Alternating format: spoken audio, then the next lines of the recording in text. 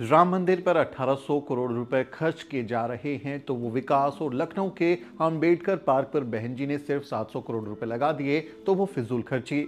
अयोध्या में लगी पत्थर की मूर्ति में देवता और मायावती के बनाए पार्कों में लगी संतों, गुरुओं, महापुरुषों और महामहिलाओं की मूर्तियां बस पत्थर। इतिहास में पहली बार बहुजन समाज के महानायक और महानायिकाओं को सम्मान मिला तो हाय तौबा मच गई थी। लेकिन अयोध्या में पानी की तरह पैसा बहाया जा रहा है तो उसे त्रेता युग की अयोध्या कहा जा रहा है। ये तुलना हम इसलिए कर रहे हैं क्योंकि जब बहुजन समाज पार्टी के अध्यक्ष बहन कुमारी मायावती यूपी की सीएम थी, उन्होंने लखनऊ और नोएडा में 2 भव्य अंबेडकर पार्कों का निर्माण कराया था। तब मनु मीडिया के साथ साथ कथित ऊंची जाति के लोग ये कहते हुए नहीं थकते थे कि ये फिजूल खर्ची है। वो सलाह देते थे कि बहन जी को पार्कों में पत्थर की मूर्तियां लगाने की जगह अस्पताल और स्कूल कॉलेज बनवाने चाहिए। लेकिन अब वही लोग कह रहे हैं कि देखो अयोध्या में कितना भव्य राम मंदिर बन रहा है, वो गदगद हैं, वो फूले नहीं समा रहे। वो मोदी जी को देखकर कहते हैं कि देखो कैसे मोदी जी ने अवतार लिया है, वो वीणा चौक पर फोटो खिंचा रहे हैं। ऐसे लोगों को अब ना फिजूल खर्ची नजर आती है और ना ही उन्हें अयोध्या में लग रहे सैंडस्टोन में सिर्फ पत्थर नजर आता है। ऐसे लोगों के लिए अयोध्या में लगे पत्थर पूजनीय हैं, उन्हें वो देवता की तरह देखते हैं कि उन्हें उनमें देवता नजर आते हैं। लेकिन जब लखनऊ और नोएडा के पार्कों में तथागत बुद्ध, संत रविदास, संत कबीर, गुरु घासीदास, नारायण गुरु, महात्मा ज्योतिबा फुले, छत्रपति शाहूजी महाराज, बाबा साहेब डॉक्टर अंबेडकर और मान्यवर कांशीराम साहेब जैसे बहुजन महानायकों और महानायिकाओं की मूर्तियां लगाई गई थी तो उन्हें सिर्फ पत्थर कहकर उनकी बुराई कर रही थी। अगर आस्था का ही सवाल है तो क्या दलितों और वंचितों के लिए जो संत महात्मा हैं, उनके जो संत महात्मा हैं वो उनके लिए पूजनीय नहीं है क्या? क्या संत रविदास, संत कबीर, गुरु घासीदास, नारायण गुरु, तथागत बुद्ध जैसे महापुरुषों के प्रति वंचित वर्गों में श्रद्धा नहीं है क्या? इसलिए ये मामला सिर्फ श्रद्धा और आस्था का नहीं है, ये मामला ब्राह्मणवाद बनाम अम्बेडकरवाद का है। ये मामला नजरिए का भी है और ये मामला डबल स्टैंडर्ड का भी है।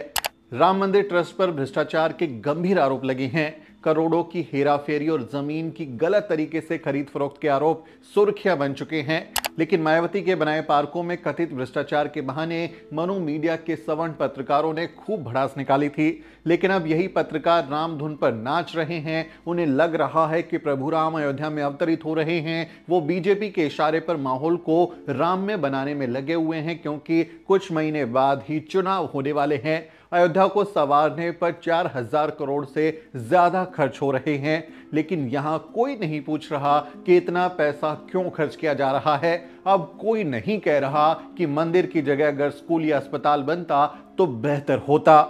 मीडिया की नजर में बहुजन नेताओं की ओर से किए गए हर काम में नुक्स निकाला जाता है क्योंकि वहां सवर्ण जाति के पत्रकार और संपादक बैठे हुए हैं। ऐसे फर्जी नैरेटिव गढ़े जाते हैं कि देखो ये बहुजन नेता कितने भ्रष्टाचारी हैं, इन्होंने कितनी रकम बस पत्थरों पर खर्च कर दी। उन पर प्राइम शो और डिबेट होती हैं, प्राइम टाइम में उन पर बहस होती हैं। लेकिन मोदी जी के युग में सब चंगा है, कोई भी कमी नजर नहीं आती। मनु मीडिया के सवर्ण पत्रकार और एंकरानी ऐसे चिल्लाते हैं जैसे मानो वो खुद ही अदालत हों। लेकिन जब सवर्ण नेताओं और पार्टी की ओर से कोई मूर्ति लगाई जाए या कोई पार्क बनाया जाए तो उन्हें कोई दिक्कत नजर नहीं आती। समस्या इसी दोहरी मानसिकता में है क्योंकि ऐसे लोग अपनी जातिगत पूर्वाग्रह के कारण बहुजनों को बदनाम करने का काम करते हैं, जबकि अपने समाज के नेताओं, घोटालेबाजों और भ्रष्टाचारियों के खिलाफ ये लोग एक शब्द तक नहीं बोलते।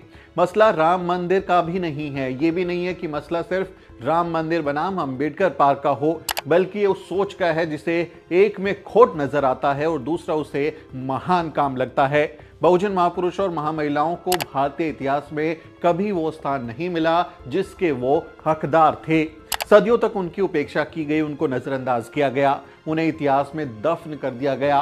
किताबें लिखते वक्त सवर्ण इतिहासकारों की कलम की शाही सूख गई। ऐसे में जब बसपा शासनकाल में बहुजन नायक और नायिकाओं को सम्मान दिया गया, वंचित वर्गों के संतों, गुरुओं और महात्माओं के गौरवशाली इतिहास को फिर से स्थापित किया गया तो हाय तौबा मच गई। ऐसे लोगों को यह हजम नहीं हुआ कि कैसे धरती फाड़कर बहुजनों का इतिहास फिर से स्थापित हो गया। इसलिए हम कह रहे हैं कि यह टकराव ब्राह्मणवाद वर्सेस अंबेडकरवाद के बीच का है। राम आपके लिए पूजनीय है तो आप जाइए और अयोध्या के राम मंदिर में उनके दर्शन कीजिए। लेकिन इसी तरह बहुजनों के लिए भी उनके गुरुओं महात्मा पूजनीय हैं, उनके प्रति वो श्रद्धा रखते हैं। और जब दलित वंचित वर्गों के लोग लखनऊ और नोएडा के दलित प्रेरणा केंद्रों से गुजरते हैं तो उनका सीना भी चौड़ा हो जाता है, क्योंकि वहां लगी मूर्तियां और प्रतीक उनके लिए सिर्फ पत्थर नहीं हैं बल्कि जीता जागता इतिहास हैं। उनके लिए वो मूर्तियां और प्रतीक आत्मसम्मान के लिए संघर्ष करने की प्रेरणा है।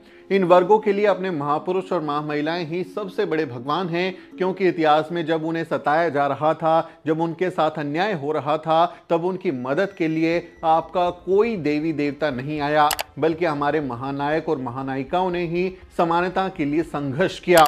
आप अपने भगवान से चमत्कार की उम्मीद करते हैं और हम अपने नायक नायिकाओं से हिम्मत और प्रेरणा लेते हैं। बस यही फर्क है इन दोनों विचारों में।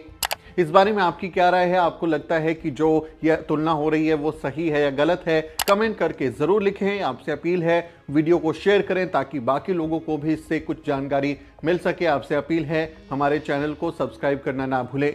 वीडियो के अंत में आपसे एक छोटी सी अपील। साथियों, अगर आपको द न्यूज वीक का काम पसंद है और आप चाहते हैं कि हम यूं ही अम्बेडकरवादी पत्रकारिता करते रहें, तो हमारी आर्थिक मदद जरूर करें। आप अपनी स्क्रीन पर दिखाई दे रहे इस क्यूआर कोड को स्कैन करें और न्यूज वीक फाउंडेशन के खाते में अपनी दान की राशि भेजें। क्यूआर कोड के अलावा आप यूपीआई के जरिए भी मदद कर सकते हैं।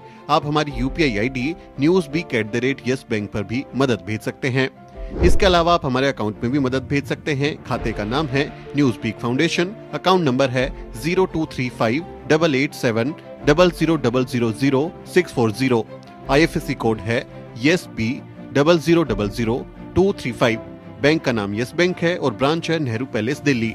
आप डोनेशन के एवज में इनकम टैक्स में भी छूट पा सकते हैं। डोनेशन की रसीद पाने के लिए ट्रांजैक्शन का स्क्रीनशॉट हमें भेजें। टाइप करें डोनेशन स्पेस आपका नाम और हमें 8595794224 पर व्हाट्सएप करें।